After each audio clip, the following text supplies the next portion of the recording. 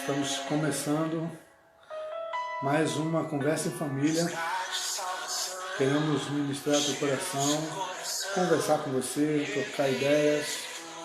Que Deus abençoe. Seja bem-vindo. Chame seus amigos, compartilhe o link da página para que outras pessoas também possam participar da conversa. Hoje temos muitas coisas importantes para falar. Então Deus abençoe você, seja bem-vindo. Comece conosco esse momento de adoração, de reflexão, de oração. Estamos juntos em família. Conversa em família. E a minha vida, como é que estava? A gente vai estar falando sobre restauração de laços familiares. Então, nós gostaríamos que você estivesse participando, comentando. Esse é o nosso momento. Bem-vinda, Gislene, cunhada amada. Oi, Esdras, que bom, filho. Márcia, bem-vindo.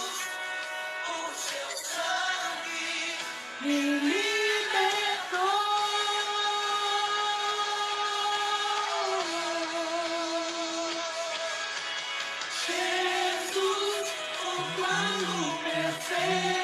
A ferramenta que nós vamos conversar hoje é o perdão. Tem muita coisa para ser falada aí nessa questão. Vamos falar sobre traumas familiares. Ninguém tem. Bobagem.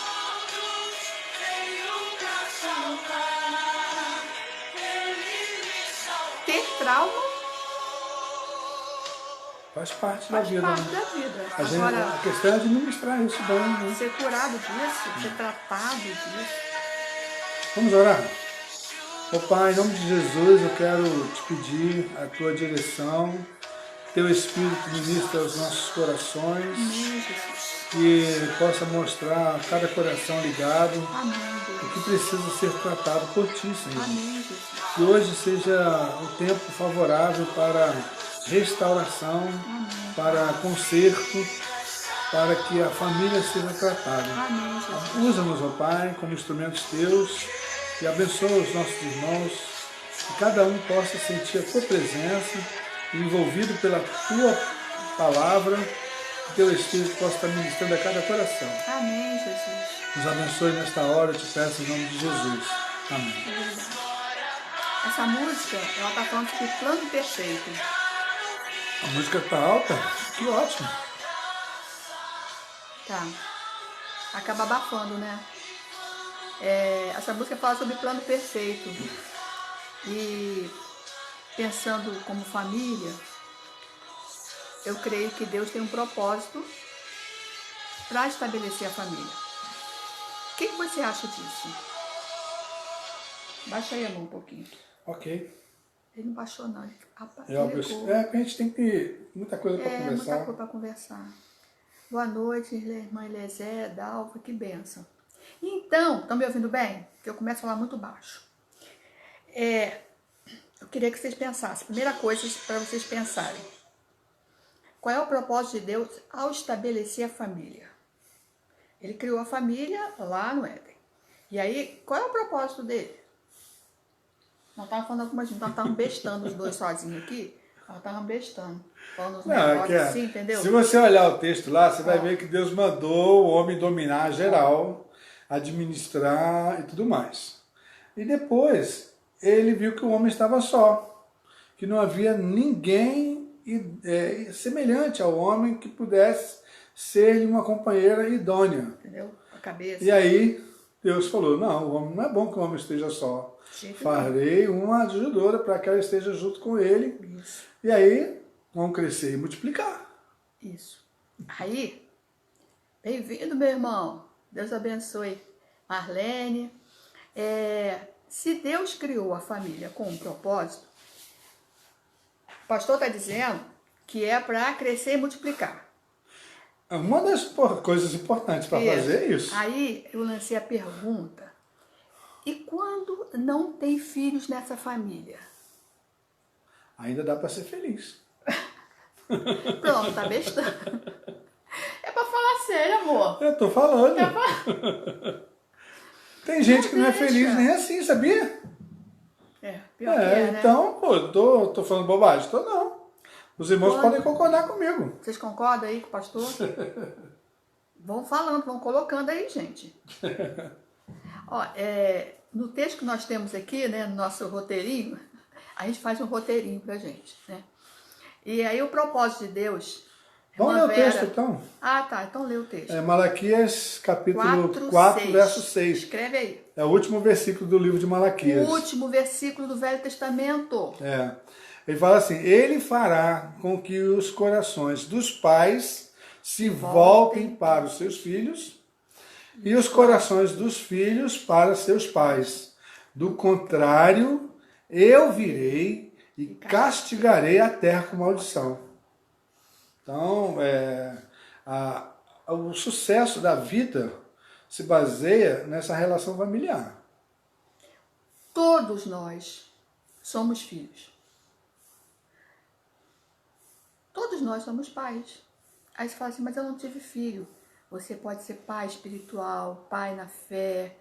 Você tem um ministério, você tem um chamado, você tem um dom, né?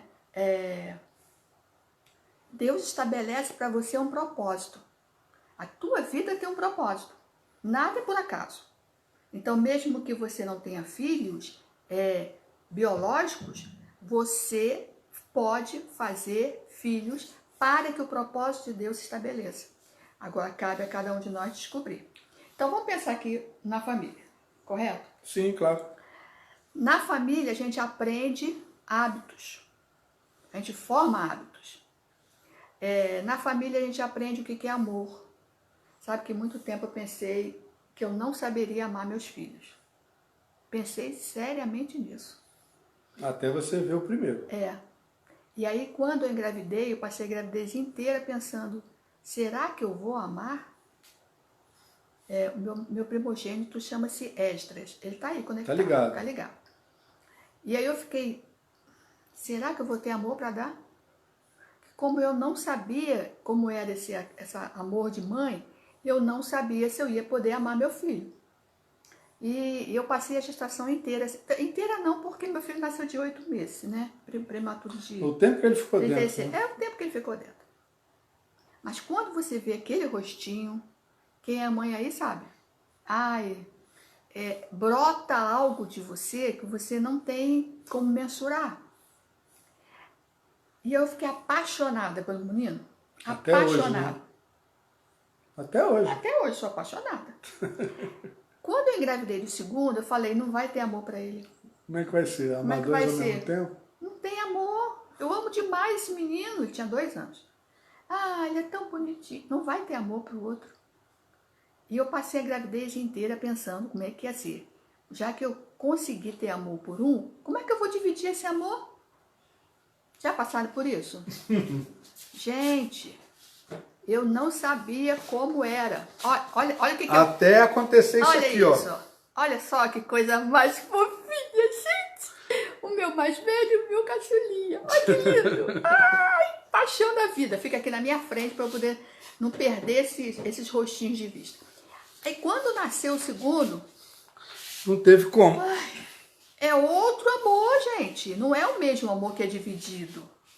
Aí você começa a ver que família dá sentido quando você tem esses amores, né? E você vai dividir. Não é o mesmo amor que é dividido por 1, 2, 3, 4, 5. Não é.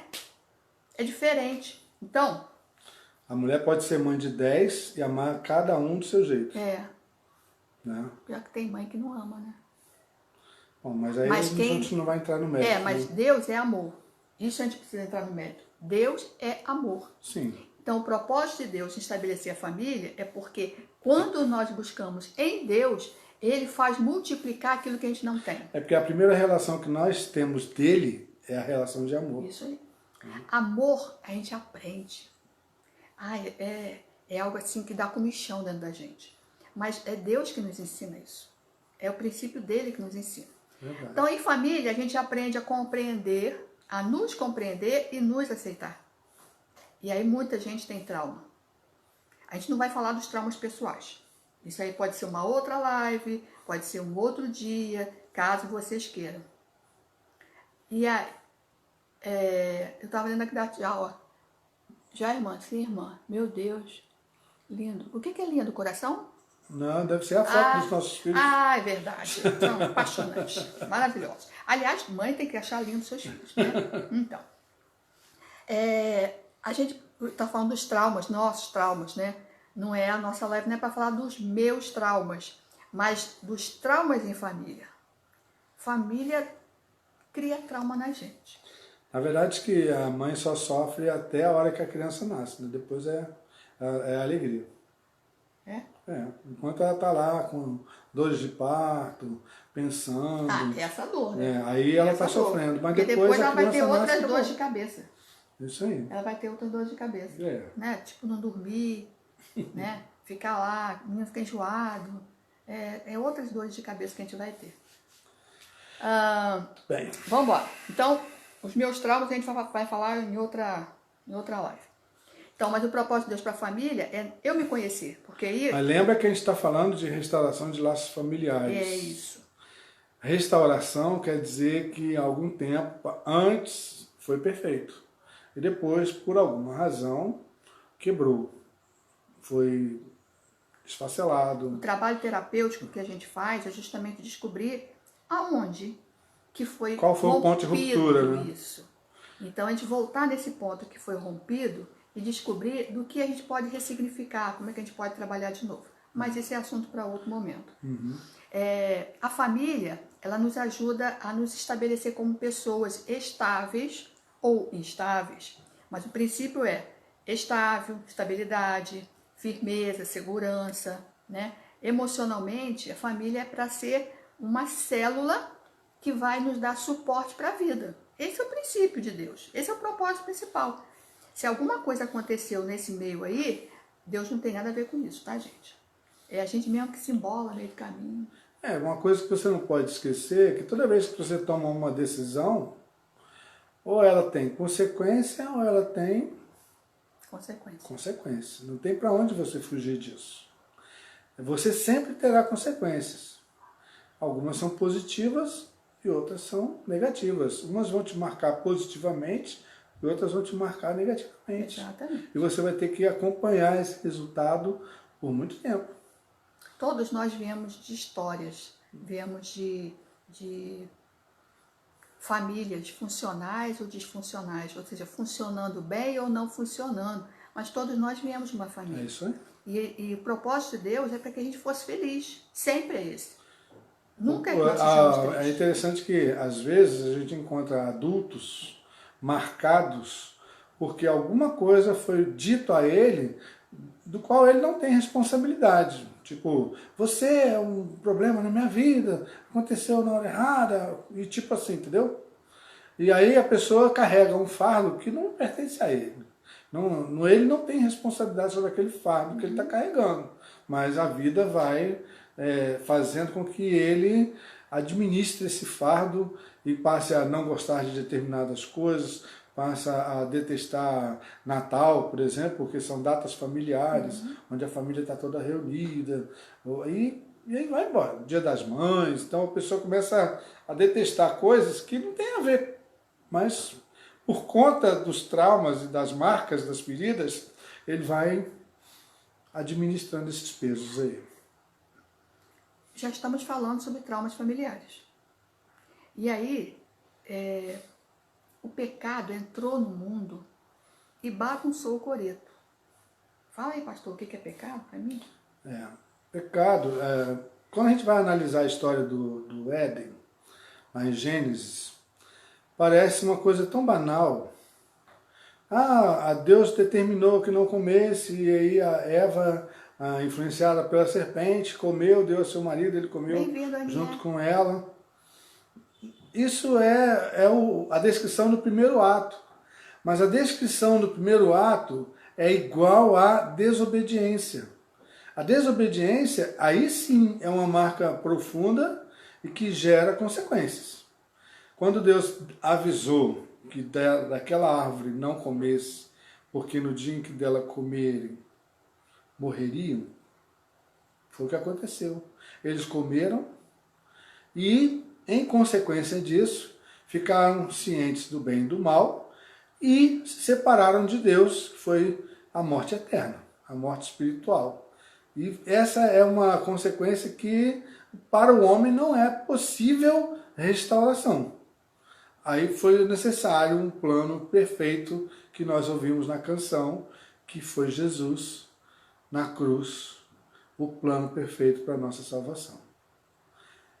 É difícil quando a gente vai pensar em esfera pessoal. Eu ouvi alguém dizer assim, mas eu não tenho nada a ver com o pecado de Adão. Esse camarada que falou isso pra gente, ele estava no evangelismo lá no morro. Bem-vindo, Patrícia. E a arma na mão, e a gente falou para ele, entregando a Bíblia para ele, ele falou, eu não pequei, quem pecou foi Adão. E aí o diácono teve a oportunidade de pregar o evangelho para ele ouviu tudo, entendeu perfeitamente, e ele ficou com a Bíblia e com a arma, e decidiu não obedecer a palavra, decidiu seguir o caminho dele. Infelizmente não durou muito tempo, a vida dele foi ceifada logo. Então a consequência do pecado é morte e separação, destruição. O plano perfeito de Deus foi destruído por conta do pecado. A família é projeto de Deus. Agora, quando o homem decide desobedecer, andar pelos seus próprios caminhos e seguir a direção que não é a que Deus tem determinado, consequências vêm e destroem tudo. Então vamos pensar aqui que Deus, agora não. Não, agora não. Não está aparecendo, não. Tá. A minha gata quer comer agora, não pode comer agora. Quando Deus estabelece a família e o pecado ele entra, ou seja, a desobediência, o princípio de harmonia que Deus estabelece é quebrado. Então, quando é quebrado, por exemplo, você tem um filho, de repente você foi o filho, e aí existiam as regras da família, regra da casa, regra do pai, da mãe, o que for. E aí um dia você fala assim, eu tô cansado disso aqui, eu vou viver minha vida. Quando a pessoa fala, vou viver minha vida, ela vai pagar o preço por viver a vida dela. Alguns pagam um preço muito alto. Então, vou viver a minha vida significa vou andar pelas minhas próprias pernas, vou escolher o que eu quero, o que eu não quero, o que eu quero fazer, vou fazer na hora que eu quiser, se eu quiser comer eu como, se eu quiser dormir eu durmo, não é isso? Então, os pais... Sem rédeas. Sem rédeas. Os pais passam a não ter... Ele está em desobediência, porque ele simplesmente não quis continuar dentro daquela regra, do princípio, da harmonia da família. Então, ele se destaca. No que ele se destaca, no que ele se afasta, ele está vivendo por conta dele. Esse é o princípio. Que quando Deus institui a família, é para que haja harmonia, para que haja funcionalidade. Isso aí. Né? Hoje quase não sai. E aí, quando o homem se afasta de Deus, ele está dizendo assim, vou viver minha vida. Ele se afasta e aí ele passa a pensar o que ele quiser, fazer na hora que ele quiser. E aí, dentro desse processo, as famílias são esfaceladas. Uns casam, outros se dão em casamento, e a gente vai ver nos textos bíblicos as relações entre irmãos começam a se conflitar, porque aquele problema que os filhos de Adão teve foi depois, fora do jardim. Foi depois já. Né? Foi depois. Já com a vida seguinte. Os irmãos começam a ter discórdia. A Bíblia ela não mascara estas coisas. Existem vários exemplos familiares de famílias que tiveram problemas. Uma família que tem problemas, e a gente vê, está escrito na história dessa família, é a família de Jacó, por exemplo. Esses problemas, aparentemente, são coisas simples, mas que vão ganhando volume a ponto de acontecerem tragédias, e essas tragédias vão se transformando em crimes e tristeza de sabores, muito choro e feridas na alma. Isso mesmo.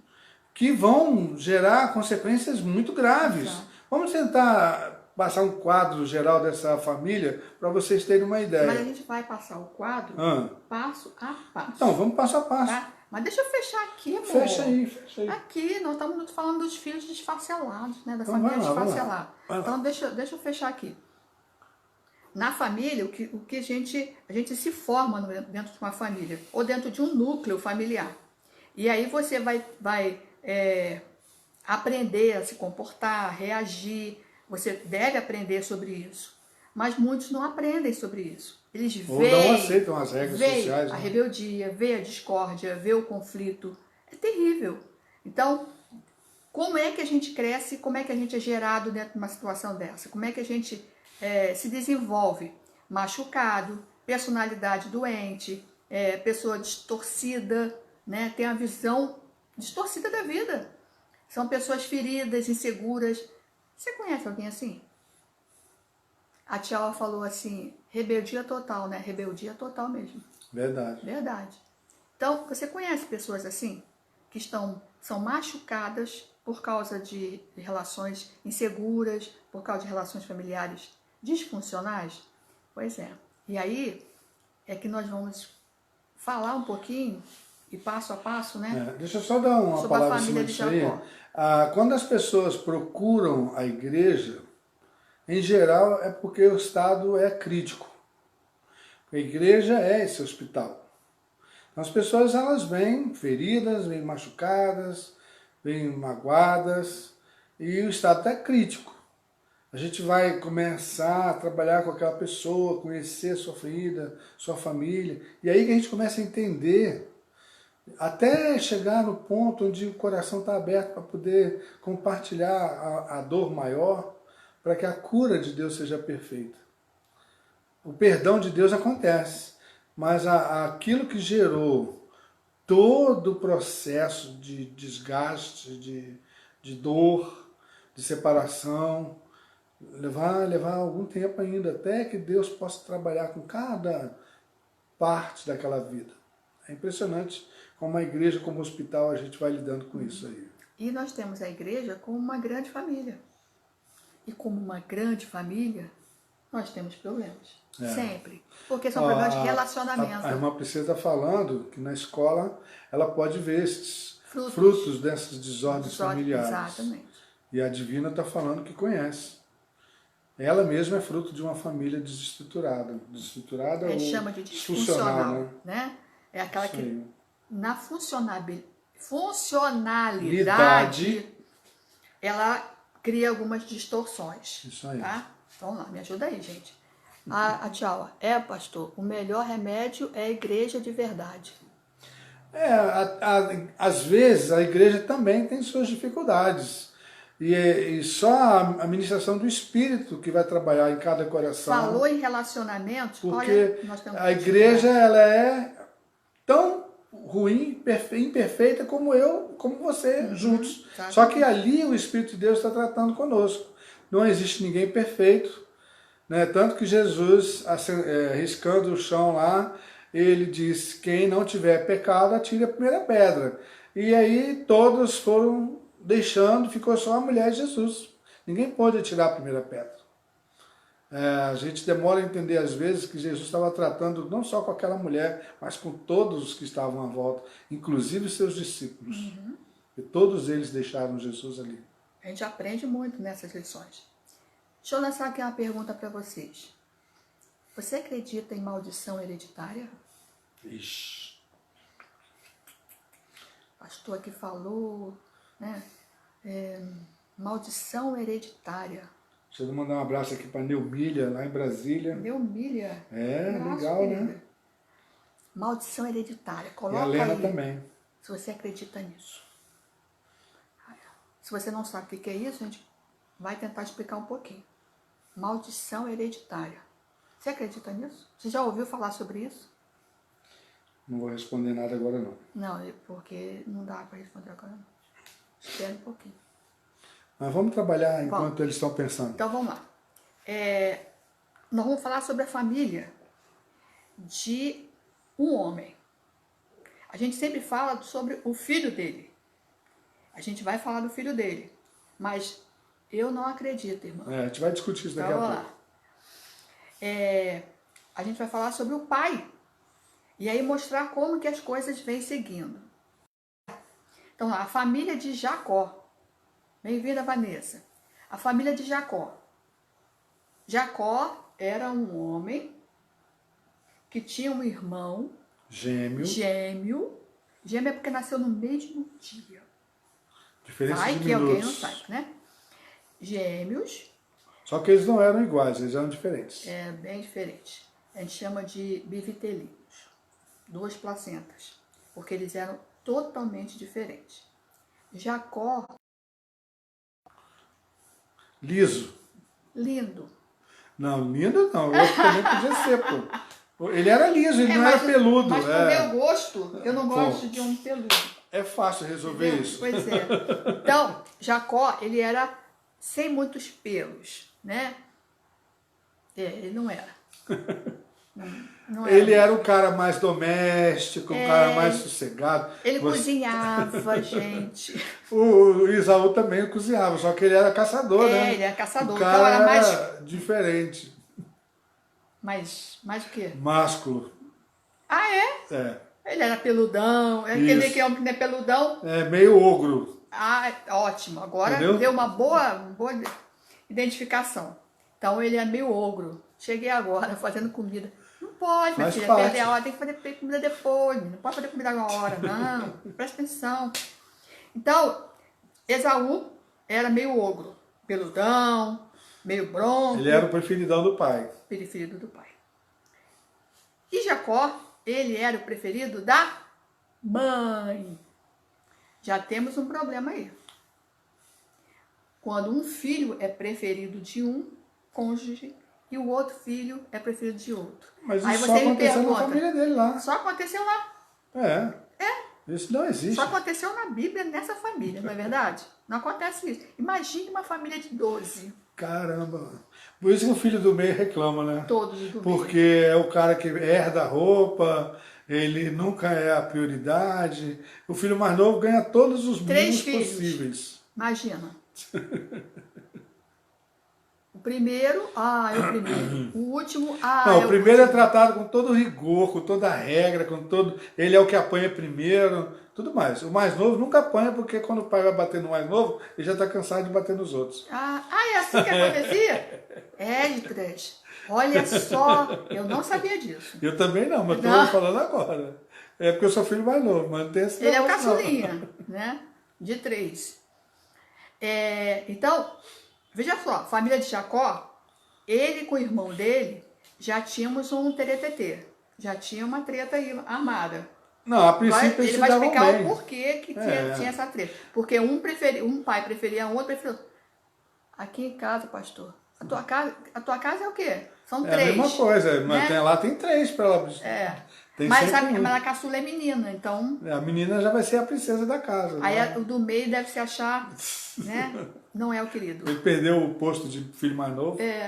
Ih, tem que abraçar e beijar. Ó, deixa eu falar sobre Jacó e Esaú. Fala. A grande questão é que lá atrás, o ser filho mais velho era muito importante. Porque era o filho que recebia a bênção. Então Esaú tinha esse direito por ser o filho mais velho. E um dia, Jacó estava lá fazendo um guisado de lentilha.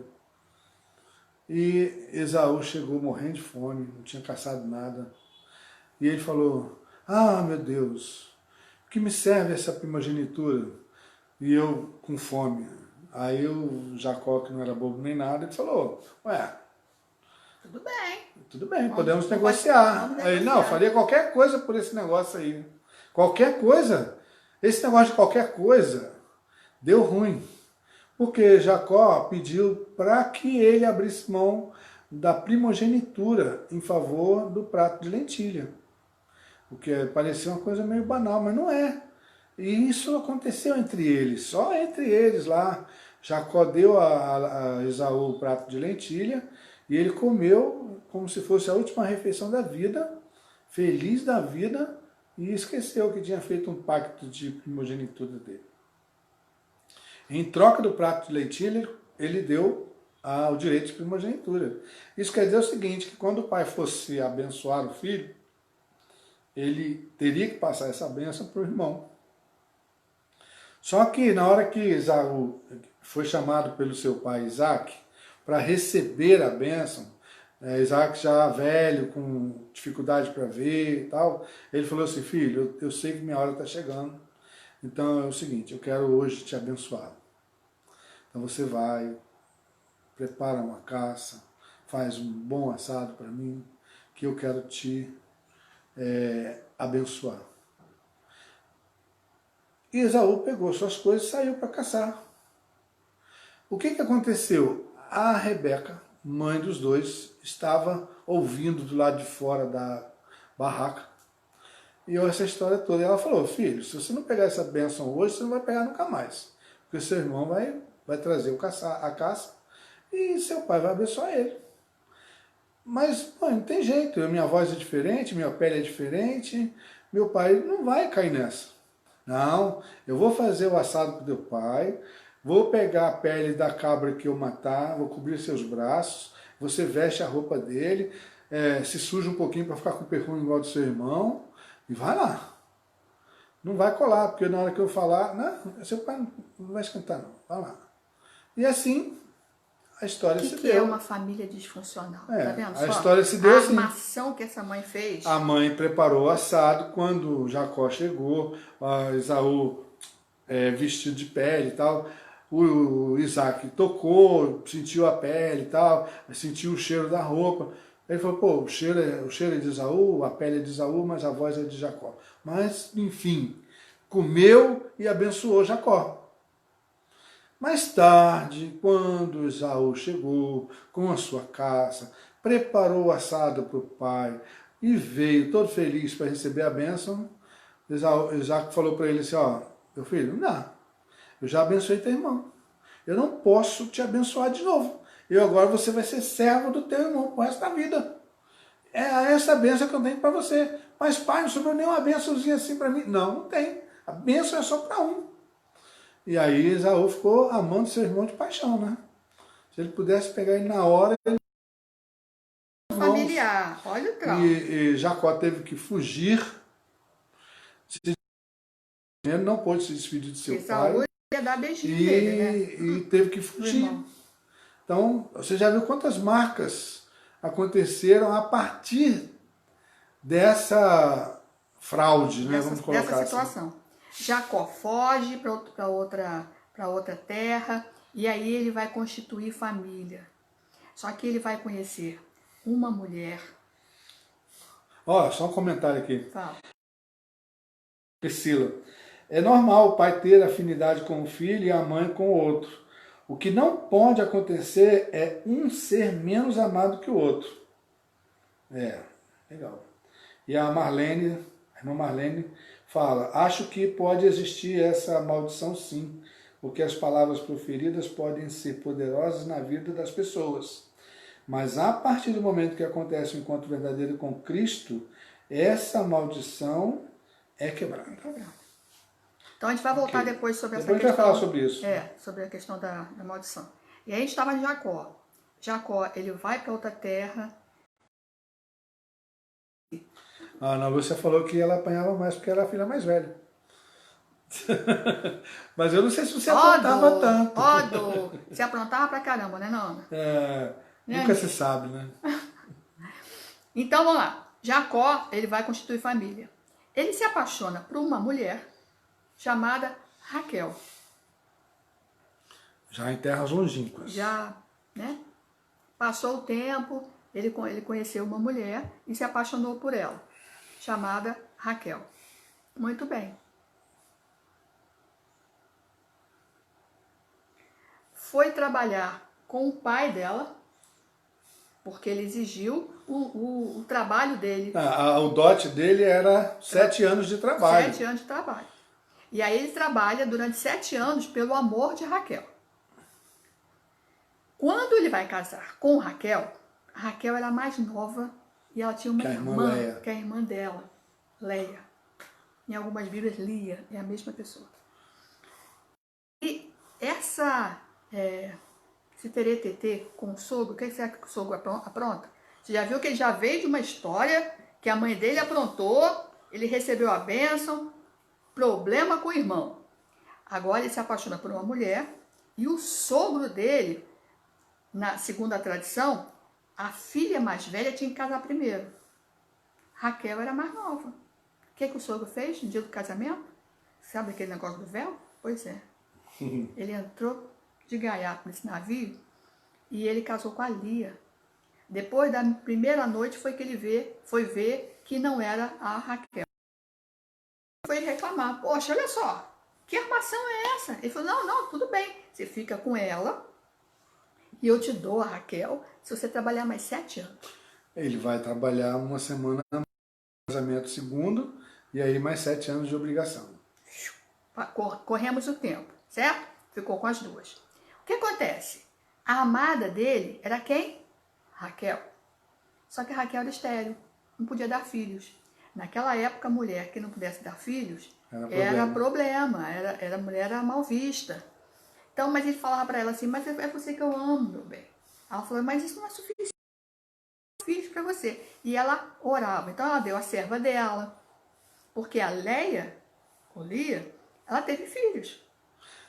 Ele teve foram 10 no total. Total foram 10. Ele teve filhos com a serva de Lia, a serva de Raquel, com a Lia e com a Raquel. Raquel não tinha filhos. Não tinha filhos. Passou-se muitos anos. Né? Simeão, Levi, Judá, Issacar, Zebulon, Dan, Naftali, Azer, 10 filhos. 10 filhos. De 3 mulheres. E até que ela clamando a Deus, ela fica grávida de José. E aí, esse filho, depois de 10, esse filho, ele era o querido. Ele era especial. Os 10, você acha que eles gostaram dessa história? Nada. Outro problema de família. Olha só. Mas o Jacó teve um filho com a Raquel, que é o José, né? E foi o grande presente da vida dele. Esse filho era tratado com todas as honras devidas, né? Porque ele era os 10 não gostaram nem um pouco dessa história. Né? E aí, o que acontece? Resolve se vingar. E aí vendem José. Então, olha a situação. Jacó veio de uma família que tinha dividida porque havia preferência.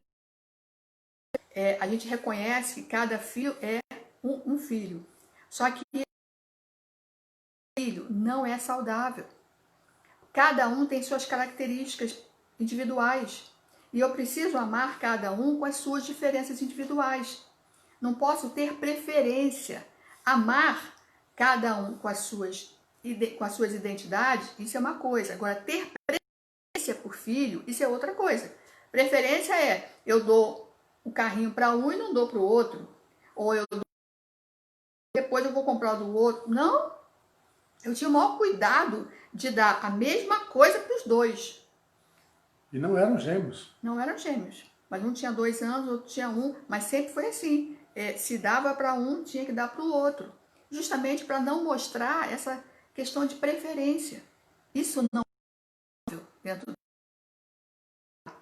Então, Jacó já tinha vindo de uma família que acontecia isso. E agora ele não soube administrar isso, porque o filho dele era José. E com Raquel ele teve um outro filho, foi Benjamim, o caçulinha. Então, os 2 filhos amados, as 2 preferências, os 10, eles ciúme, rolava, inveja, deu uma chiquérrima para José, os outros ficaram enjoelhados. Não, a gente vai dar cabo da vida dele, vamos dar um jeito de sumir com ele. Ainda teve os sonhos, né? Menino, fala dos sonhos. Que Jacó, 2 sonhos, né? Ele sonhou que o sol e as estrelas se curvavam diante da estrela dele. Aí os outros falaram, quer dizer que até o nosso pai e a nossa mãe vão se curvar diante de você? Aí o outro sonho dele, eles estavam colhendo no campo, o feixe dele ficava em pé, os outros todos se curvavam. Eles não gostaram nada dessa história. Aí quando ele apareceu longe lá, né, mandado pelo pai, ele falou, lá vem o sonhador mor. E já estavam assim com ele atravessado, né? Ciúme, inveja, dissensão, Não ia acabar bem. familiar. Né? Você acha que tem justiça? Quem foi mais injustiçado? José ou os irmãos? Um parêntese aqui. A Vanessa fala que a Raquel devia se sentir o máximo, né? Um cara trabalhando de graça anos para casar com ela. Uau, né?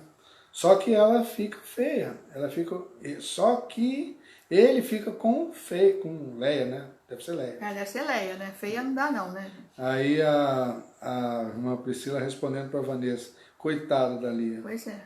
É difícil a gente administrar isso aí, porque a Leia não é culpada, né? Da situação dela. Ela Mas, foi enfim, amada, ela estava ali, no bem E bom. outra teve resposta filhos. que teve aqui é a Ana Lúcia falando que a Luana. Bom, isso E aí ela que apanhava, a gente né? vai ouvir o outro lado da Luana também, não sei, né? Deixa quieto. Então, gente, olha quantas rupturas nessa relação familiar. Então, várias coisas quebradas dentro dessa relação. Né? Não vou falar, não. O quê? Não, eu ia contar uma história, mas... Não, vamos sim, vamos em frente. Vamos. Não contar A história ela não vai acabar bem. José acabou sendo vendido como escravo. Eles forjaram uma situação de morte e ele foi vendido como escravo por uma comitiva de ismaelitas. José para o Egito, e lá ele foi vendido como escravo. Começa aqui um grande trauma familiar. Pois é. Começa aqui. Para Jacó, a história que contaram para ele é a túnica manchada de sangue. Inventaram, E né?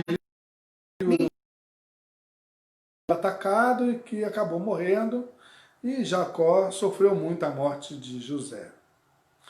Lá no Egito, José foi vendido para um homem chamado Potifar. E ele colocou ele como administrador. Não podia fazer chegar perto da sua mulher. O resto ele podia tocar tudo, administrar tudo. E a mulher encasquetou que José tinha que fazer as coisas com ela, e aí ele não aceitou, traiu o seu patrão. José devia ser bonitão. Não sei, o José era né? Porque porque a mulher encasquetou com Ele ele. devia ser bonitão. Só que ele era um cara de Deus, vamos falar assim, então ele não aceitou a Deus e traía seu senhor. Exatamente. Ele acabou envolvido numa rede de mentira da mulher. A mulher forjou uma situação dizendo que ele tinha tentado contra ela e tal. Conclusão, ele foi preso. Injustamente, sem ter feito novela, nada. Né? Parece novela mesmo. Parece novela. Ele foi preso sem ter feito nada. Porque ele ficou muitos anos na prisão. Lá na prisão ele também prevaleceu. A palavra de Deus diz que tudo que ele fazia dava certo. Ele administrou a prisão, ficou como coordenador lá, deu tudo certo. E um dia 2 servos do faraó foram presos. E eles sonharam. E José, na prisão, interpretou o sonho do padeiro.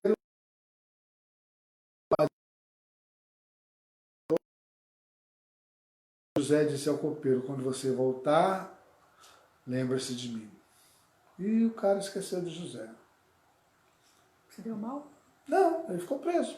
Ele estava preso, ele continuou preso. Só que assim, talvez se ele tivesse lembrado de José, poderia sair da prisão. Ele estava lá sem motivo.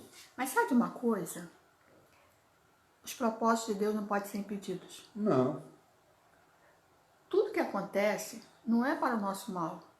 É porque Deus quer chegar a um propósito. E Ele vai chegar naquele propósito. E aí as circunstâncias, elas vão ser movidas para o propósito de Deus. Sabe quanto tempo passou para que José pudesse ser restaurado na sua vida? 20 anos. Não é brincadeira, não. Restaurado dos traumas dele. De tudo que ele passou. Tudo que ele passou. 20 anos. Olha só, vou pontuar, se você estiver escrevendo, para você marcar. O grande trauma na família, dessa família, começa quando ele é vendido. Então, trataram ele, José, de forma áspera, dura. Deixaram ele preso no poço por um dia. Venderam José por 20 moedas. Mentiram sobre a sua túnica. Então, mancharam a túnica com um animal e disseram que era dele. Então, são 4 coisas. Tratar de forma áspera, ficou preso num poço por um dia, foi vendido por 20 moedas e ainda teve uma mentira simulando aí a história para o pai deles. Tá? Anota isso, hein? Esses 4 itens aí. Então, chegamos aqui, quando ele já está no palácio, e aí, por causa dos sonhos dele, chegou ao faraó, não é isso? Chegou ao faraó. Porque o faraó teve os seus sonhos, né? Ele teve os sonhos, e aí ele é chamado, porque aí lembram dele. Lembra do sonhador? Tá lá no café, aquele cara Eu lá. acho que isso aqui já é um ponto pra gente pensar, né? Imagina você passar por toda essa situação sem ter feito rigorosamente nada para merecer algo parecido. Mas quantas vezes nós passamos por pessoas aí você fala que a vida é injusta? Injustiça. Deus não é Quantas justo. vezes nós passamos por situações de forma injusta? Eu já passei. Então, não foi um drama familiar, não, questão de trabalho. Mas a gente já passou por isso. Todos nós passamos por injustiça. Injustiça quando você poderia ter chegado a determinado posto, determinado local no seu trabalho, e outra pessoa fica no seu lugar. Então, desqualificado. Né? Então você acaba ficando sempre desprestigiado. Isso acontece em todo lugar. Seja no trabalho, na escola, você faz o trabalho no grupo, e aí a fama ganha uma nota, e você que teve todo o trabalho fica na sua, ganhou mérito nenhum, né? Passou. Então isso acontece em todos os lugares. Lá em Jeremias capítulo 29, a palavra de Deus fala que Deus tem caminhos diferentes dos nossos. Os meus caminhos não são os vossos caminhos, diz o Senhor. Então, quantas voltas a vida deu na vida de José até Deus mudar a história dele para sempre, né? Quando ele interpreta os sonhos de Faraó, ele é colocado numa posição muito superior. Ele é o segundo do reino do Egito e ele então ganha o destaque devido. Os primeiros anos de fartura vêm e Israel não sabe de nada, mas já José está lá guardando o Egito para enfrentar os 7 anos de perrengue, vamos colocar assim, né? Quando estava no segundo ano de perrengue, de fome, de seca, de miséria, os irmãos de José precisam ir até o Egito, onde tem comida, para comprar. Parou. Vamos falar dos traumas. Lembra? Das crises. Ele ficou cerca de 20 anos padecendo lá, para ser restaurado. A posição de José não apoiou a vida dele. Aquilo que estava dentro dele, o que ele sofreu lá na adolescência dele, ser vendido, mas continuava com ele. José nunca voltou para casa. Ele não procurou seus irmãos, a sua família. Não pôde, né? Não pôde ir. Estava preso. E depois, quando ele passou a ser governador, não tinha como sair, porque tinha que ser autorizado pelo faraó.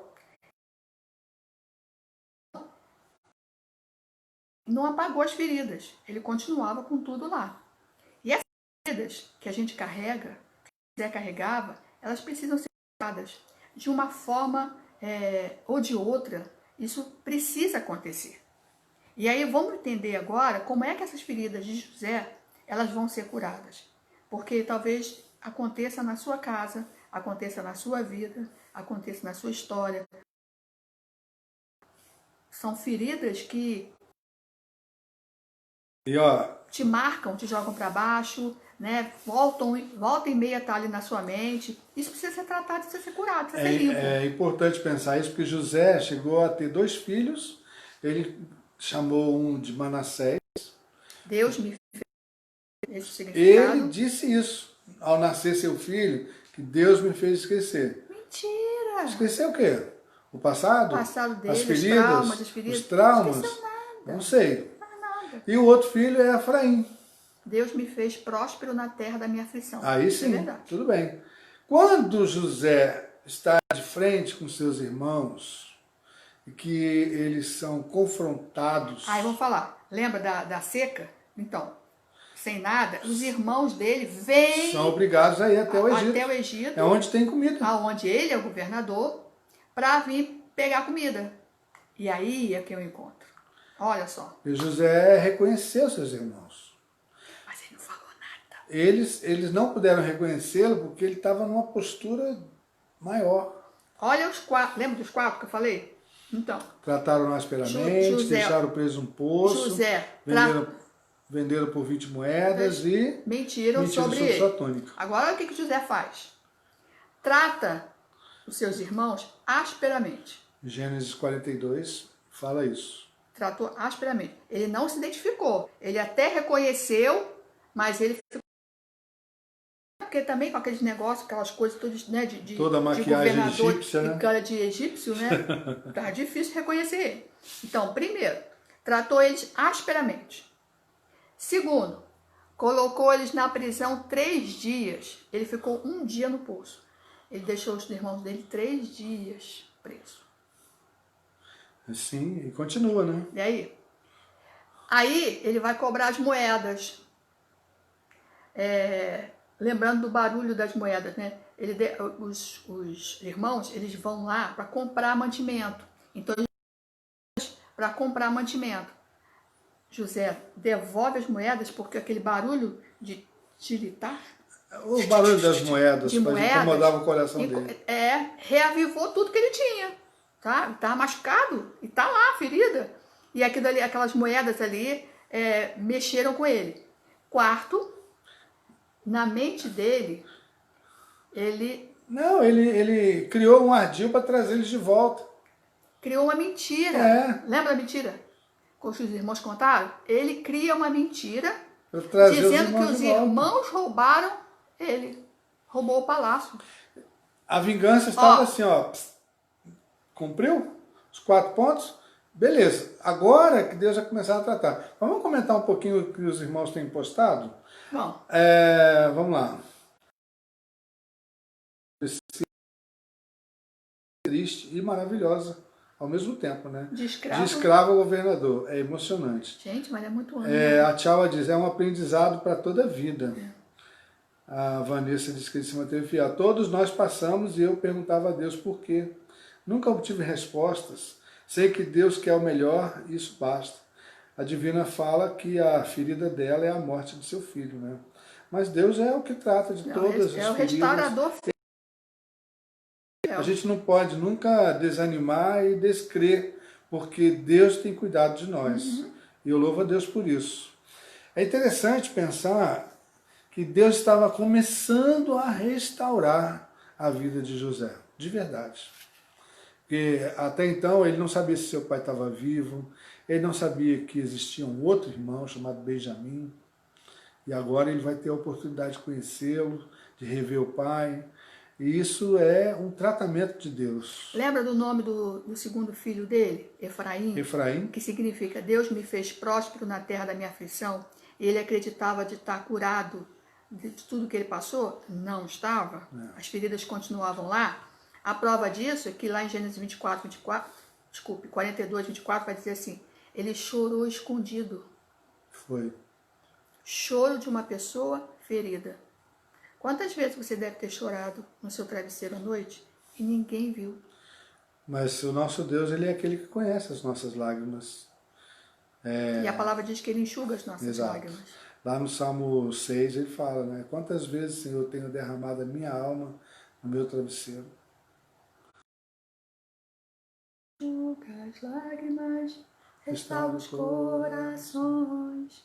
Tu és a resposta, Jesus. Eu gosto desse Agora, como é que é o processo de cura na Estamos vida de chegando ao José e da final. família, né? É importante você pensar isso. Primeiro, ele só é curado quando ele enfrenta a realidade.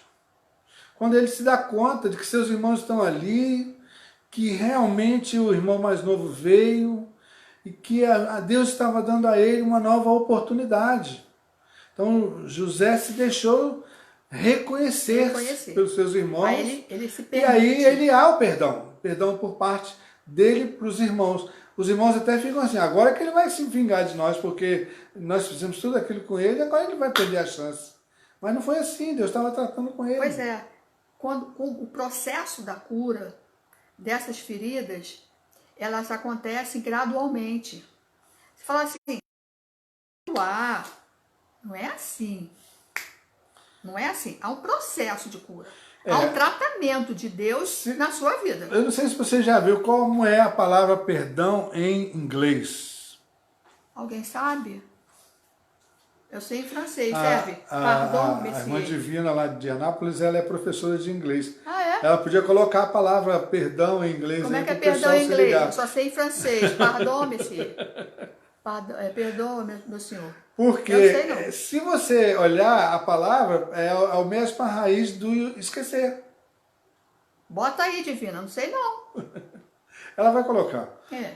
Mas o que eu queria dizer para você é que não Você é... sabe? Eu sei. Mas eu vou esperar ela colocar. Mas o que é legal é assim, é que não é simplesmente esquecer. Não dá para você... É inteligente, hein? Sabe inglês. Fazer o quê, né? Poxa. Eu só não sei falar inglês, mas eu leio e entendo. Leu, entendo. More or less. E olha lá. Vamos Aqui, ó. voltar aqui. A grande questão é que você vai se lembrar. Só que aquilo não é mais uma ferida aberta que sangra. Você vai se lembrar daquela dor e vai se lembrar daquele fato. Mas aquele fato não será uma ferida aberta. Lembra de um acidente que você teve e que teve uma cicatriz na sua vida? Aquela cicatriz, ela permanece na sua pele. Toda vez que você olhar para aquela cicatriz, você vai lembrar daquele dia, daquele acidente, daquela forma, como foi. Só que, à medida que o tempo passa, ela não vai mais sangrar, não vai doer, só vai ficar... Olha lá, o Wesley colocou. Que isso? Como é que você lê isso? Forgiveness. Que isso? Esse é meu filho que fala inglês. Então, exatamente. Forgiveness. Forgiveness. Misericórdia. Tu sabia isso? Mas, claro. What? Então, é o seguinte, a mesma ideia do esquecer. Só que você vai olhar para aquilo ali e não tem como esquecer, mas aquilo não vai sangrar. Enquanto você doer, enquanto você sentir sangrar, você não perdoou. Ele está falando sobre o perdão. Isso. Eu vou falar do outro lado, né? Da visão terapêutica. Fala. Né? Na visão terapêutica, coisa. José, ele teve que enfrentar os próprios traumas dele, as próprias crises dele. Ele teve que tratar a ferida dele. Então eu vou de outra maneira. Quando você leva um tombo na rua, de bicicleta, você se machucou. Eu fiz técnica. E aí, você chega, né, está sangrando. O que a gente faz quando se tem uma ferida? Tem médico aí, tem enfermeiro aí? Deve ter. Então, vamos lá. Mas todo mundo que é mãe sabe como é que passa por isso. Primeira coisa que tem que fazer é lavar o ferimento. Confrontar a criança, a pessoa, com a própria dor dela. Porque lavar não é simples, vai doer. Mas tem que limpar. Então, quando se fala em encarar a realidade, para de ficar me puxando. Quando se fala de enfrentar, se confrontar com a situação é justamente ter que lavar. Lá no hospital... Mexer com a ferida. Né? Quando a gente tinha que tratar uma escara, por exemplo... Ninguém merece. Né? Tem gente que... pra mim é tranquilo. Você vai limpar uma escara, você tem que limpar, tirar a carne necrosada, para poder depois botar a pomadinha, para que não... É um incômodo. É ruim. Pra caramba. É, demais. Então, toda vez que você se machuca, você tem que confrontar com a tua ferida. Não adianta disfarçar que tá tudo bem, olhando pro outro lado e passar para todo mundo a imagem de que, tá doendo não, tá doendo. Aqui, Esdras colocou, forgiveness é o mesmo que a habilidade de dar perdão. A Tchaua disse, muito desgastante, pastor. Carregar essa dor porque a gente quando o coração para de doer. É o confronto com a ferida. Confronto. A Divina, então, trouxe a resposta. Pardon, forgiveness. Pardon, eu sabia. Chiquérrimo, né? Obrigado, Divina, valeu. Obrigado, Divina. Eu tô bem poliglota.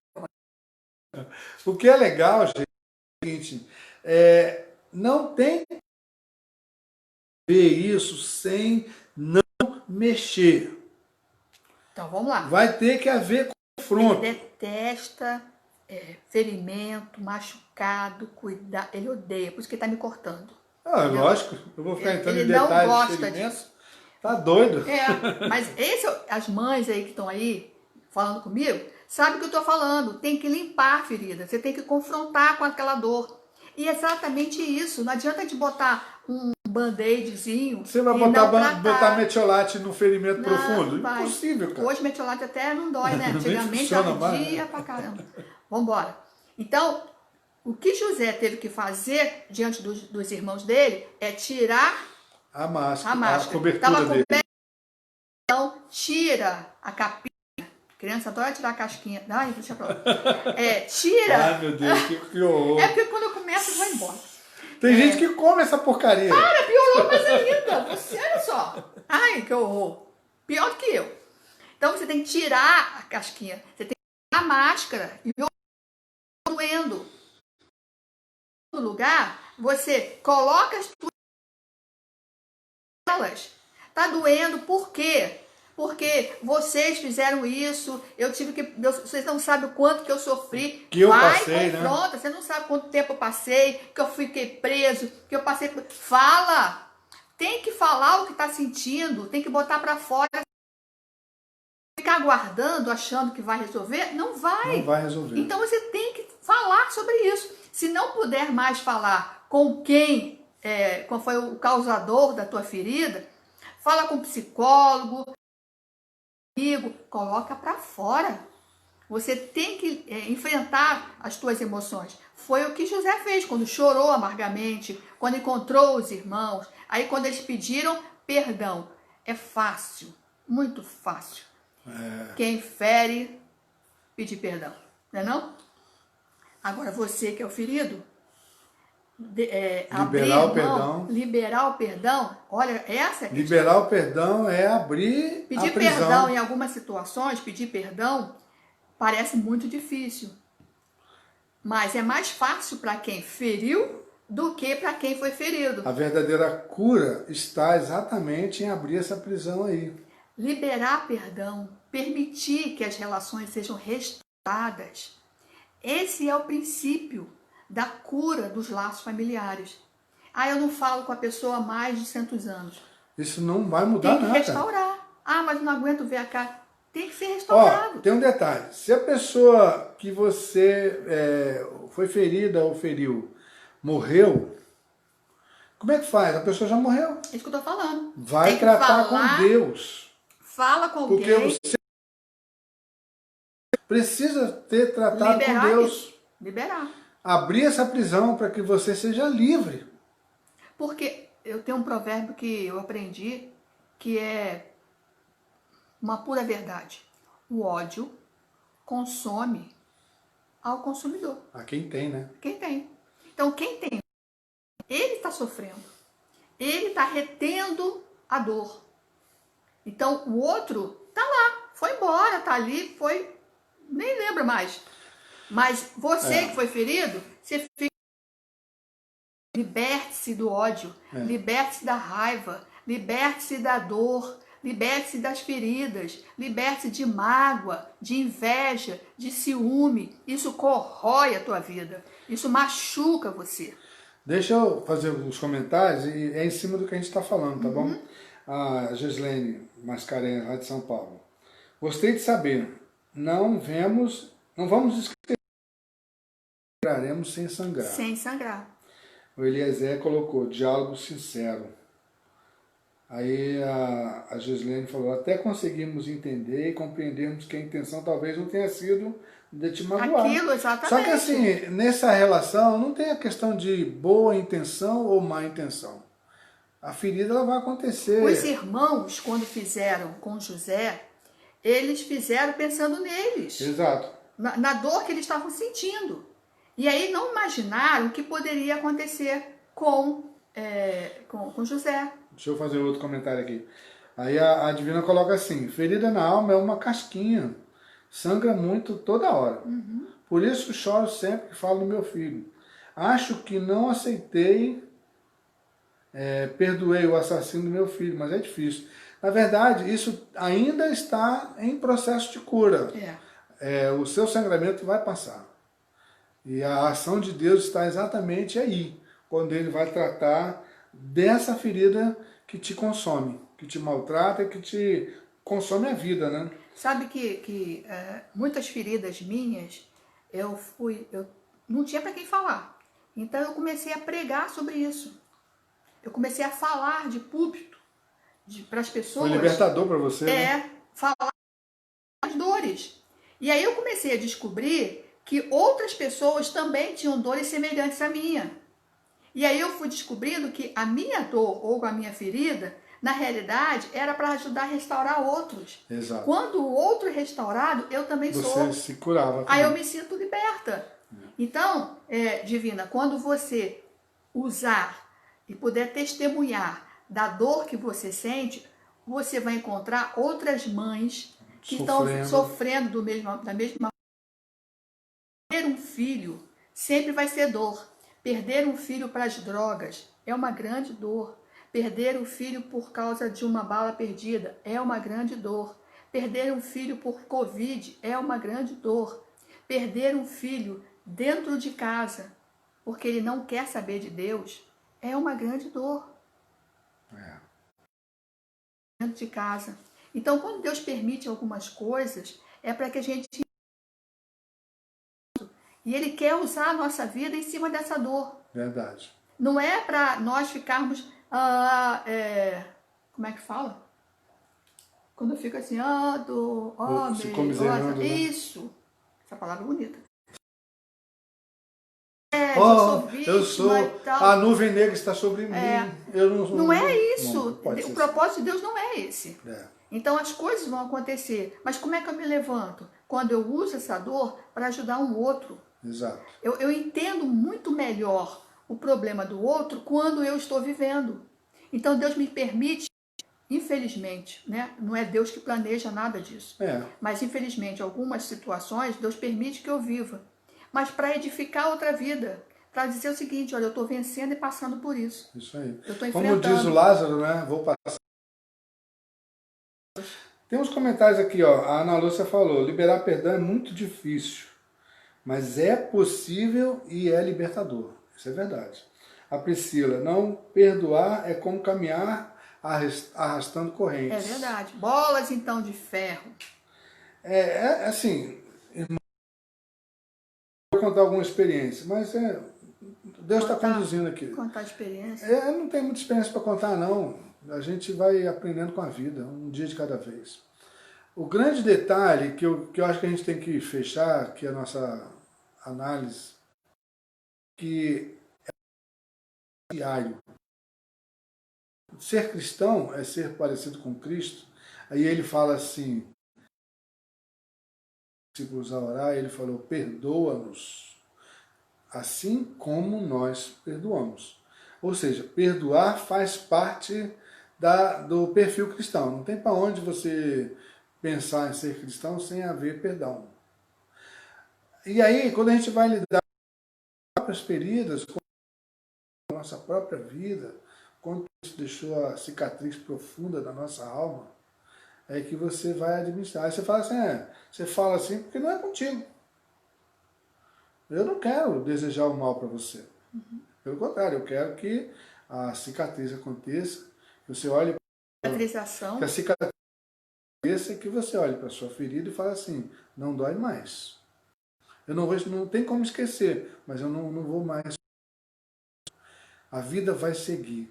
E se você não fizer esse processo de cura, os que convivem hoje com a tua vida, com a tua fé, com o teu diariamente aí, são privadas da sua alegria hoje.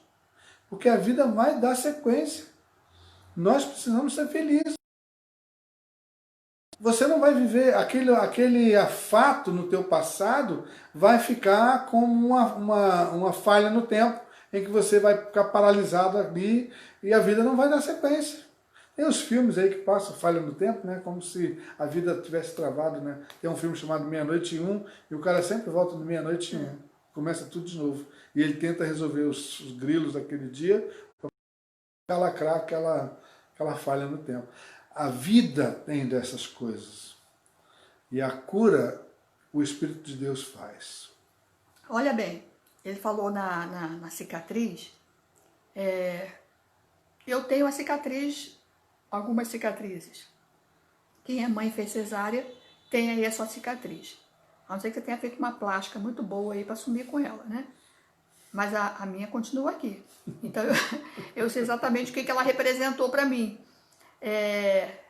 Pior que a barriguinha vai caindo justamente na cicatriz. Vai caindo na cicatriz. E quando você for usar um biquíni, você tem que usar um biquíni um pouco maior, só isso. Maior e apertadinho, porque a cicatriz aparece. Então, olha bem, há algumas pessoas, dependendo de onde é a cicatriz, existem algumas coisas, algumas medicações, alguns recursos, cicatricure, né? Você vai passar lá e vai deixar aquilo ali mais transparente possível. Quando nós oramos e falamos, pedimos o bálsamo de Deus, o bálsamo, o azeite, é justamente esse azeite, essa unção, esse remédio que cura. A irmã Sheila colocou o seguinte: foi a melhor coisa do mundo quando eu me coloquei diante do Senhor e falei, Senhor, não quero mais sangrar. Minha mãe está morta, preciso que o Senhor me ajude. E hoje, para a glória de Deus, eu sou livre. Amém. Glória a Deus pela sua vida, Sheila. Deus te abençoe, que o seu testemunho possa ajudar a outros vencerem também. É verdade. Né? A Gislene, que bom que você está assistindo, Cleuma. Opa, Cleuma, um beijo para você. Beijo, Deus abençoe. minha irmã amada. Tchau, a cicatriz do amor. Irmã, é a cesárea. Essa cicatriz você vai carregar feliz. É verdade. Né? Ainda mais que você vai ter alguém para provar que ela é verdadeira. Cicatriz do amor. Né? Eu queria fechar esse momento aí. Só um detalhe, você fica assim, eu não fiz cesárea, eu fiz parto normal. Tem cicatriz também, só que você não vai ficar enxergando. Ninguém precisa saber. Fiz muito curativo. Né? Depois desse papo maravilhoso, né? Conclusão, Deus ama a família e quer remover todas as mazelas, cicatrizes que tentam destruir. Deus é o restaurador dessas relações. Verdade. Dos laços. Então, a gente só pode falar daquilo que a gente vive, ou daquilo que você viveu. Você pode falar para outra pessoa, porque eu passei por essa situação. Não estou falando de mim, não. Estou falando assim, você pode falar porque você viveu a situação. Essa situação que você está vivendo, ou viveu, será como uma referência para outra pessoa. Para outra pessoa. Então, serve para ajudar muitas pessoas. Você é canal para isso. Você não passa por nenhuma situação por acaso. Então, você passar por uma perda, por uma dor, até mesmo por um pai mau, por uma mãe mau, né, que te abandona, que maltrata, né, tem filhos, espancador, alcoólatra, você aprende a ser uma outra pessoa. Porque você pode escolher repetir, aí entra a maldição. Maldição hereditária, para a gente fechar? Maldição, na verdade, não existe, né? As escolhas que você faz, elas vão trazer consequências e muitas delas acabam se A repetindo. maldição Né? é aquela palavra lançada para destruir a tua vida. Só que você, quando se torna adulto, você quando cresce e passa a ter consciência das coisas, você pode quebrar a maldição, porque você vai repreender isso na tua vida. Então, se disseram que você não ia prestar, que você não seria nada, que você não daria nada, Deus é o restaurador. Ele quebra essa maldição justamente porque a presença dele restaura e lança fora todo medo, lança fora todo... O Ed falou o quê? Me lembrei da Lembrou música... da música Cicatriz, da Bruna Carla. Eu não sei não conheço não. Também não, Então, não lembro não. quem sabe, próximo culto você canta pra gente, filho. Eliezer, glorifico a Deus por esses preciosos minutos. Obrigada, Deus abençoe queridos. os irmãos. Então, nós queremos orar por você. E queremos dizer para você que Deus permite que você viva algumas dores para que você seja um agente de cura para outras pessoas. Deus quer usar a tua vida. Tem um texto lá em Coríntios que fala, né? Quer comais, Quer bebais. quer bebais, quer façais qualquer outra coisa, fazei tudo para a glória do Senhor. Deus permite que você viva uma situação que tem feito você sangrar e chorar. Ele quer usar você para ser canal de bênção na vida de outras pessoas. Ele vai tratar contigo se você confiar nele e abrir o seu coração. Uma forma simples de administrar isso é: tem alguma coisa para ser resolvida com alguém que está vivo? Vai e fala diretamente com essa pessoa. De forma objetiva, com o coração decidido, diante do Senhor. Vai e fala. Se essa pessoa não está mais presente, mas isso tem te machucado, tem te magoado, você não vai ficar revirando o passado, mas você vai diante do Senhor e entregar isso no altar do Senhor. Deus vai tratar isso. Falar para Ele. Fala para Ele. Qual é a tua dor, o que você sente, o que você pensa. E a partir daí, Tira a casquinha. olha para a cicatriz, para a marca, você vai ver que ela não vai doer. Você vai lembrar daquilo, mas aquilo não vai ser uma ferida aberta, derramando sobre você. Tá bom? Um comentário aqui. Cadê? A Sheila. Aqui, Eliezer, fui abençoado. A Marlene Teixeira Gomes. Perdi meu esposo em um acidente de carro, por conta de um motorista irresponsável e imprudente. Levei algum tempo tendo um ódio mortal por essa pessoa e sempre pedindo a Deus que me libertasse daquela raiva. Eu tinha vontade de destruí-lo e Deus me abençoou. Após 2 anos, procurei por aquela família que morava em outra cidade e o perdoei. Depois disso, fiquei livre daquele peso horrível. Que glória a Deus, né? Que coisa boa, né? Ser restaurado pelo próprio Senhor. Exatamente. Nós cremos assim também, como a Cristiane falou. Deus é que faz a cura acontecer. Lembra daquele texto que tem uma mulher que anda encurvada? Jesus fala, filha, fica livre desse teu mal. A palavra de Jesus para você hoje é essa. Recebe essa palavra em nome de Jesus, fica livre desse teu mal. Não permita que a tua alma seja consumida por esse peso que você carrega. E a nossa postura, né, acaba sendo afetada, porque a gente carrega um peso muito grande das nossas emoções. Vamos orar. Vamos orar? Quer orar? Eu oro. Não, você pode orar. Então vamos orar. Coloca a sua vida no altar do Senhor aí, com todo o seu coração aberto diante do Senhor, porque Ele conhece a tua dor. Né? Aquele texto, aquele hino que fala, né? Quando tudo perante o Senhor estiver, o teu coração, o teu ser entregar, é assim. Deus quer tratar isso. O que você vai carregar de fardo, você não precisa carregar, porque Jesus falou, meu fardo é leve. Vinde a mim, todos vós que estáis cansados e sobrecarregados, e eu vos aliviarei. Deus é assim, Ele é fiel. Vamos orar. Pai Celeste, Pai de amor, glorificado seja o Teu nome. Amém, Senhor Jesus.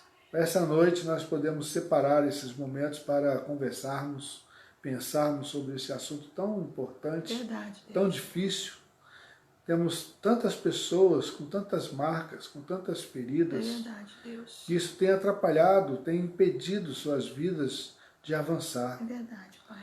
Hoje, eu quero ministrar Nome de cura Jesus. na Nome vida de de todas Jesus. as pessoas que estão ligadas, para que não haja mais sangramento. Amém, Pai querido. Ainda que haverá uma cicatriz, e essa cicatriz representa que algo aconteceu no passado, É verdade, Deus. esse fato do passado não pode ser um determinante para travar o presente É e verdade. impedir o É futuro. verdade, Deus. Que hoje seja liberada a cura, Em nome de Jesus. para a Pai. glória do Em teu nome, de Senhor. Jesus.